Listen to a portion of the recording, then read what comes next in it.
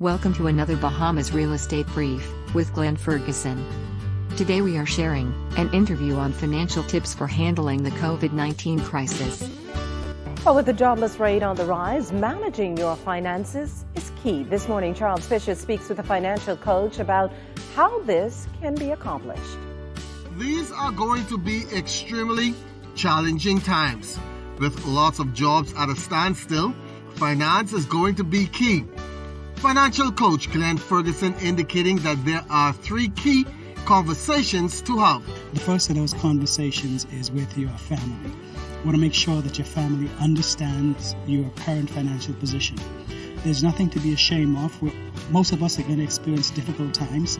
The central bank tells us that 90% of Bahamians have less than $1,000 saved. So it's clearly indicative that we're living paycheck to paychecks. And with this complete shutdown, then we know that those paychecks have really been reduced or eliminated. So the first thing is to have a conversation with your family so that you understand exactly where you are as a family, recognizing that this could go on for the next 60 days.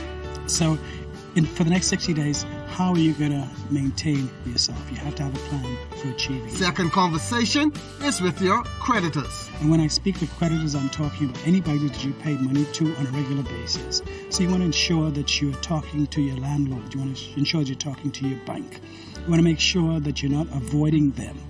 We as Bahamians like to avoid the situation, but talk with them and make sure that if you can, to update those payments as quickly as possible so it gives you the leverage going forward to negotiate with them.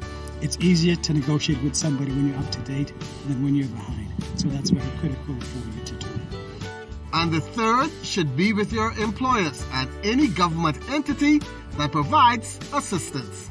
You want to know in the first instance, what will your employer be doing during these times? Most persons are having layoffs or job redundancies. Find out exactly how you're going to be impacted by this so that you know how you will manage your finances. Once you know what your position is, then you're able to look to the various government agencies to ensure that you're able to access the benefits that they provide you with.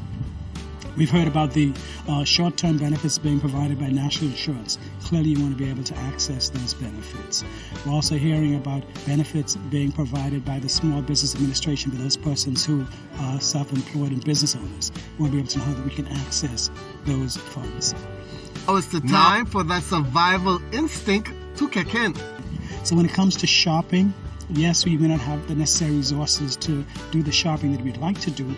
And so now look at how you can pool, appreciating the social distancing, but look at how you're able to pool with your family and friends to ensure that you have all the necessary resources needed and you yourself not having to hoard and not have the supplies that will get you through this stretch. We're driven by impulses, and most times is what we see the other person doing.